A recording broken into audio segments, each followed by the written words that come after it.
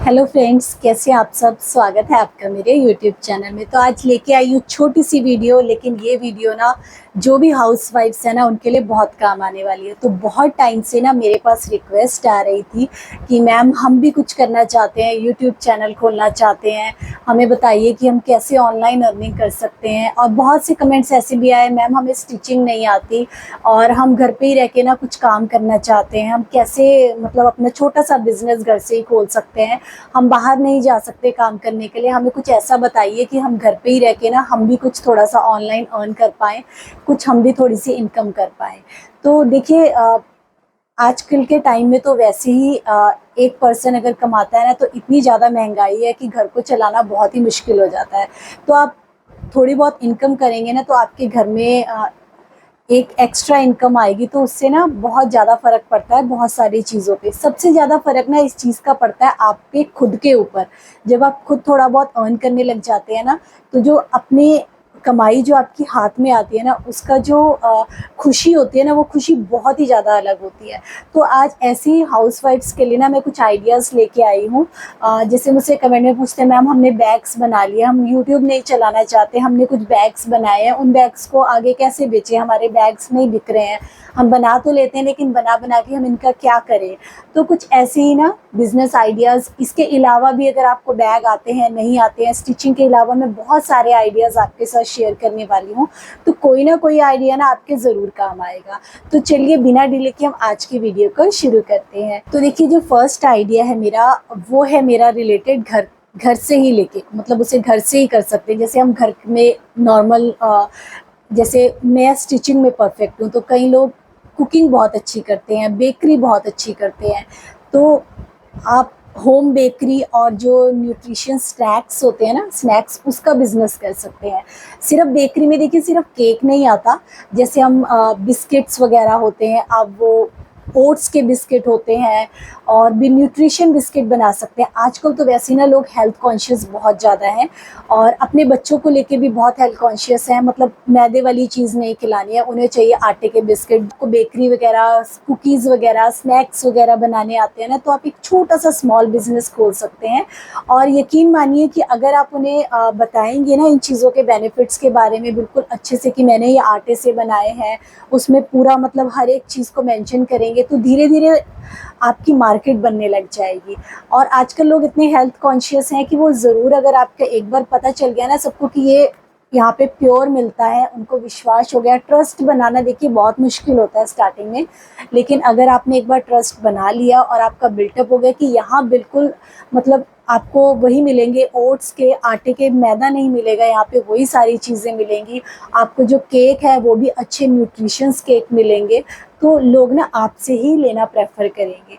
तो ये एक मार्केट बनानी पड़ती है और वो एक दिन में नहीं बनती है। बोलना बहुत आसान है, मैंने बोल दिया, और मतलब कितना आसान होता है कि आप ऐसा कर लीजिए, लेकिन जो करता है उसे पता होता है कि ये करना कितना मुश्किल होता है।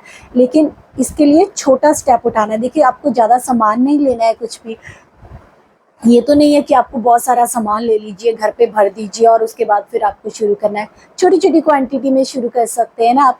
देखिए जैसे आपके आस पड़ोस में किसी का बर्थडे है, तो उससे बोलिए कि बर्थडे के लिए ना केक मैं प्रोवाइड करूँगी, और देखिए मैं बिल्कुल इन घर में अच्छी चीज़ों से उसे बनाने वाली हूँ, मैदा वगैरह हम यूज़ नहीं करने वाले हैं, अच्छी चीज़ों से बनाएंगे। स्नैक्स मैं प्रोवाइड कर दूँगी, आटे के, ओट्स के स्नैक्स होंगे जो हेल्दी भी होंगे, मार्केट की तरह नहीं होंगे। तो एक को अगर आप प्रोवाइड करेंगे ना और आपके हाथ में सच में टेस्ट है, आपका मतलब अच्छा बनता है, लोगों को पसंद आता है, तो जिस घर में आपने प्रोवाइड किया ना वो आगे नेक्स्ट को बोलेंगे, और फिर ऐसे धीरे धीरे मार्केट बढ़ेगी। तो एकदम से तो आपको कुछ भी नहीं करना, ना ही आपको एकदम से खर्चा करना है, ना ही आपको एकदम से सामान लेना है। बस आपको क्या करना है कि अपने आस पड़ोस में जब भी किसी का कहीं पे बर्थडे होता है ना, तो वहाँ से शुरुआत कर लीजिए।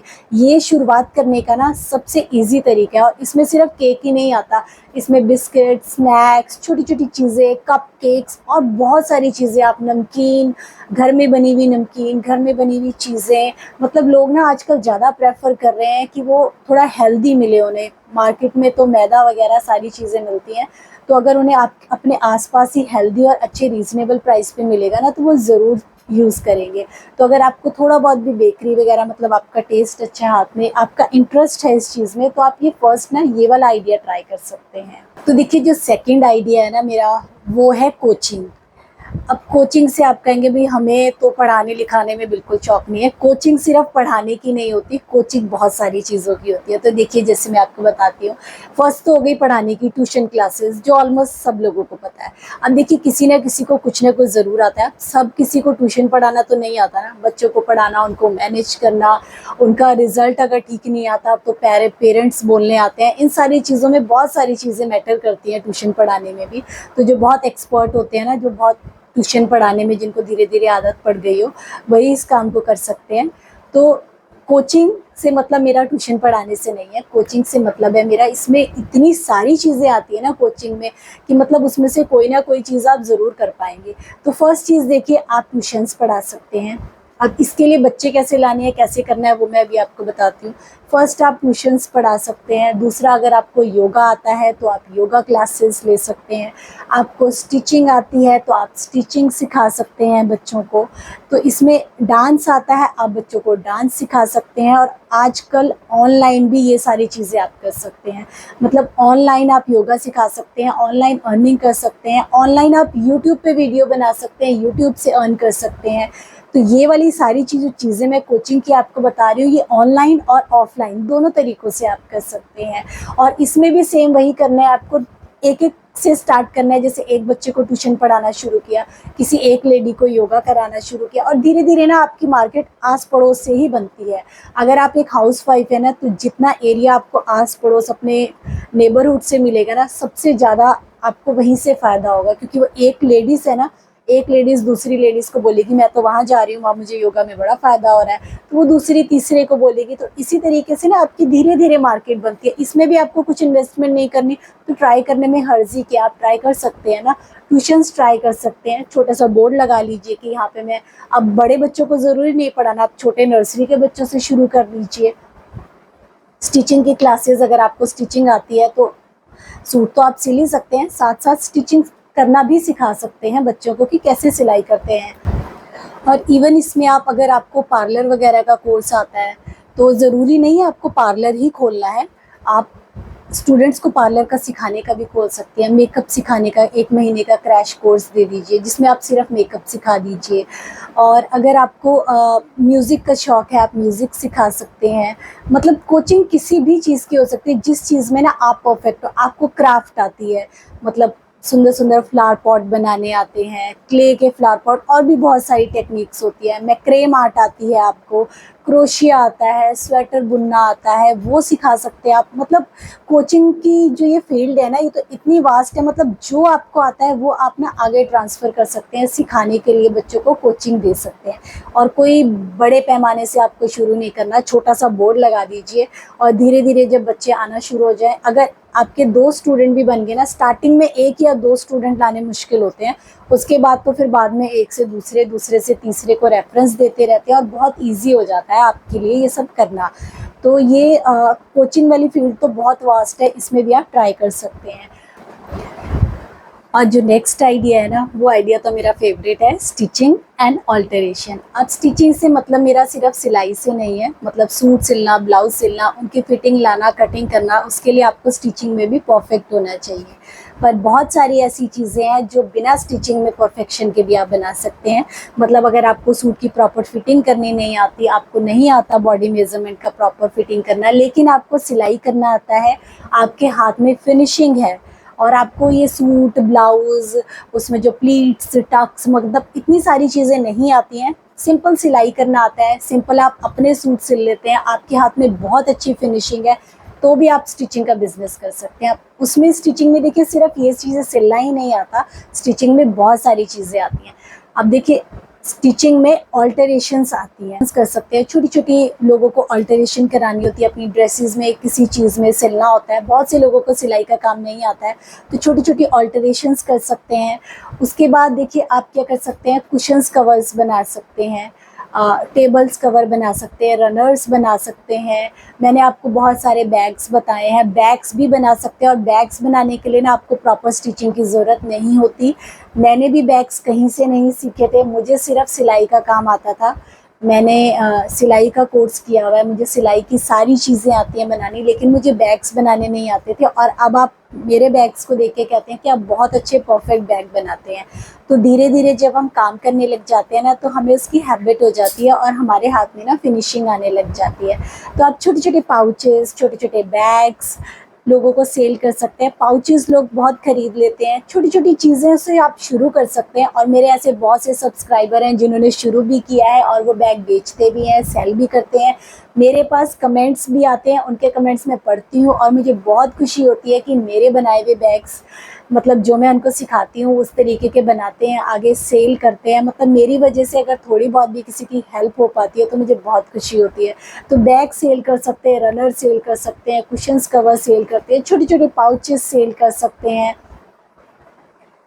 नवरात्रे आते हैं तो नवरात्रों में लोग कन्याओं को गिफ्ट देते हैं, उनके लिए छोटे छोटे बैग्स बना सकते हैं, उनको आप सेल कर सकते हैं। शगुन के छोटे छोटे लिफाफे वो बना के सेल कर सकते हैं। तो बहुत सारी ऐसी चीज़ें हैं जो मैंने आपको अपने ही चैनल पे सिखाई हुई हैं, जो ना आप आगे सेल कर सकते हैं। अब इन चीज़ों को आप ऑफलाइन और ऑनलाइन दोनों सेल कर सकते हैं। ऑनलाइन कैसे सेल करना है उसके ऊपर मैंने अलग वीडियो बनाई हुई है, अगर आपने नहीं देखी है तो लिंक मैं डिस्क्रिप्शन बॉक्स में दे दूँगी, आप वहाँ से देख लीजिएगा। तो बहुत सारी ऐसे हम अपने बनाए हुए बैग्स कैसे सेल कर सकते हैं उसकी वीडियो ऑलरेडी है, तो आप देख सकते हैं। तो ये जो नेक्स्ट आइडिया है ना, ये आइडिया है डे केयर सेंटर का। तो देखिए, डे केयर सेंटर को चलाने के लिए आपको 2 चीज़ों का ध्यान रखना है। अगर आपने इन 2 चीज़ों का ध्यान रखा तो यकीन मानिए आपके डे केयर सेंटर में बहुत बच्चे आएंगे। सबसे पहली बात, आपका जो डे केयर सेंटर का एरिया है ना, थोड़ा क्लीन होना चाहिए, क्योंकि पेरेंट्स सबसे पहले यही चीज़ देखते हैं कि कितनी क्लीननेस है, कितना हाइजीनिक है उनके बच्चों के लिए, कितना सेफ़ है। वहाँ ज़्यादा ना चीज़ें नहीं होनी चाहिए, बच्चों के प्ले वाली छोटी छोटी चीज़ें होनी चाहिए। ऐसी चीज़ें नहीं होनी चाहिए जिससे बच्चों को चोट लग सके या कुछ हो सके। काफ़ी प्रॉपर छोटा सा एरिया ही हो, लेकिन वो एरिया क्लीन होना चाहिए, साफ़ होना चाहिए। और वहाँ ऐसी कोई चीज़ नहीं होनी चाहिए जिससे लगे कि बच्चों को नुकसान पहुँचे, फर्स्ट चीज़। सेकंड चीज़ जिसका आप ध्यान रख सकते हैं, आजकल ना बच्चे मोबाइल बहुत देखते हैं, टीवी बहुत देखते हैं। कोशिश कीजिए आपके डे केयर सेंटर में कोई भी टीवी ना हो। मैंने बहुत से डे केयर सेंटर्स देखे हैं जहाँ पे लोग टीवी लगा के रखते हैं, बच्चों को बिठा देते हैं, बच्चे टीवी देखते रहते हैं। तो देखिए, ये चीज़ बहुत गलत है। आप क्या कीजिए, बच्चों के लिए ना छोटी छोटी गेम्स रखिए, टॉयज़ रखिए, उनके लिए एक्टिविटीज़ रखिए। अगर आप आज के टाइम पे यूट्यूब पे देखेंगे ना, तो आपको ढेर सारी एक्टिविटीज़ मिल जाएंगी बच्चों के लिए, जो बच्चे आपस में ही खेल सकते हैं और आप आराम से बैठ के उनको खिला सकते हैं। इससे क्या होगा, बच्चे भी इरिटेट नहीं होंगे, बच्चे भी खुश रहेंगे, पेरेंट्स भी खुश रहेंगे। और आगे जाके ना पेरेंट्स आपके डे केयर सेंटर की तारीफ़ ही करेंगे कि इस डे केयर सेंटर में ना टीवी नहीं चलता, यहाँ तो बच्चों के साथ एक्टिविटीज़ कराई जाती है।